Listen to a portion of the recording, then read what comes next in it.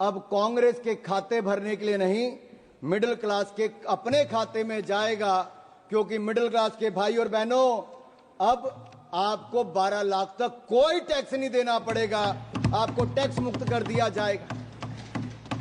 Rahul ji, zero check कर लीजिए, एक जीरो और भी। अच्छा, सुप्रिया जी नहीं दिखाता, चलो सुप्रिया जी ने कहा मैं नहीं दिखाता। ये कांग्रेस की सीटों की बात नहीं है, मैंने छोड़ दिया सुप्रिया जी।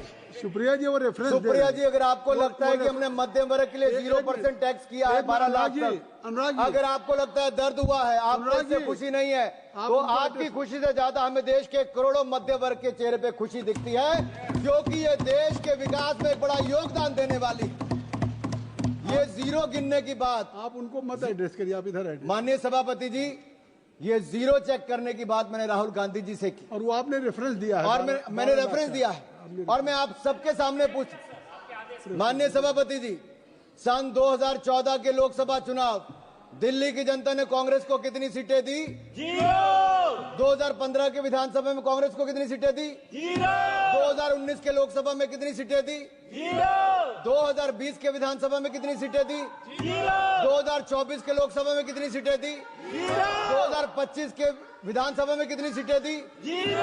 अगर ये जीरो का रिकॉर्ड बनाने का काम किसी ने किया है तो राहुल जी के नेतृत्व में कांग्रेस पार्टी ने किया है।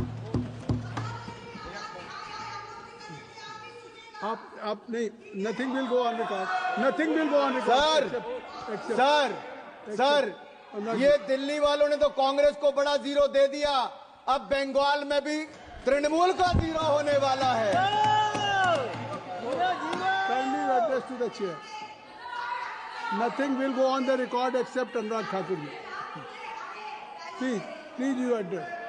सर, मैं मध्य वर्ग पर टैक्स की बात कर रहा था। सर,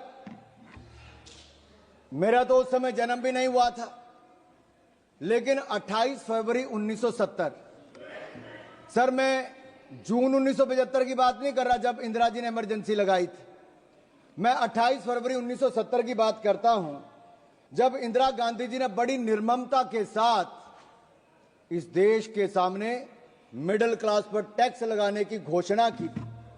और मैं एक टेप लाया हूं, मैं सुना दूं आपके सामने, इंदिरा जी का भाषण सुनाऊं थोड़ा सा? क्या था? नहीं, जमा कर दीजिए, नहीं जमा कर, आप जमा कर दीजिए। नहीं, इनमें से बहुत सारे नहीं, आप सर, इंदिरा जी ने आप नहीं सर, ये कांग्रेस पार्टी, कहां मैं इजाजत दे रहा हूं, आप बढ़िए। सर, कांग्रेस चाहती है कि इंदिरा जी की टेप ना चले, नियम कहता है कि ना चले, लेकिन मैं आंकड़ा जरूर बताना चाहता हूं कि कैसे इंदिरा जी ने एक और तो इमरजेंसी लगाकर काला अध्याय दिया, लेकिन दूसरा 28 फरवरी 1970 को सरकार के टैक्स स्ट्रक्चर को देख लीजिए, जहां पर कमाई करने वाले जिनको दिन रात मेहनत करते थे उनको डायरेक्ट टैक्स 97.5% लगा दिया गया था, 97.5% टैक्स लगा दिया था।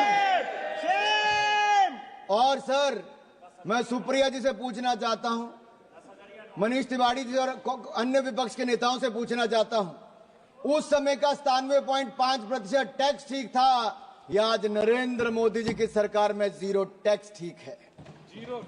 उस समय 5000 के बाद इतना टैक्स लग जाता था।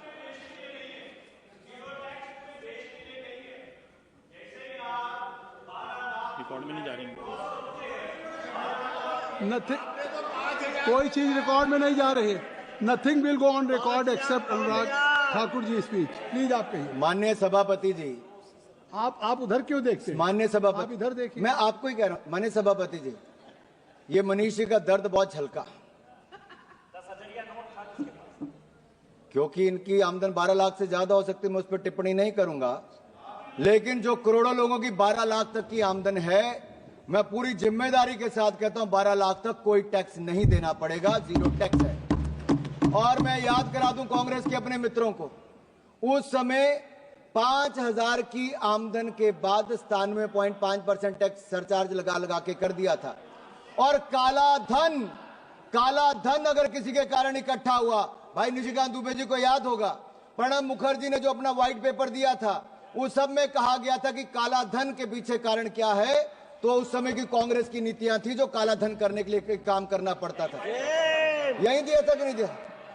अगर ये सब इनके समय, सर हम तो देश के लोगों को ईमानदारी से टैक्स देने की बात कर रहे हैं और देश के टैक्स पेयर का धन्यवाद करते हैं, वो ईमानदारी से टैक्स दे रहे हैं, तो आज जाकर जनता को पक्का मकान भी मिल रहा है, शौचालय भी मिल रहा है, पानी भी मिल रहा है, अनाज भी मिल रहा है।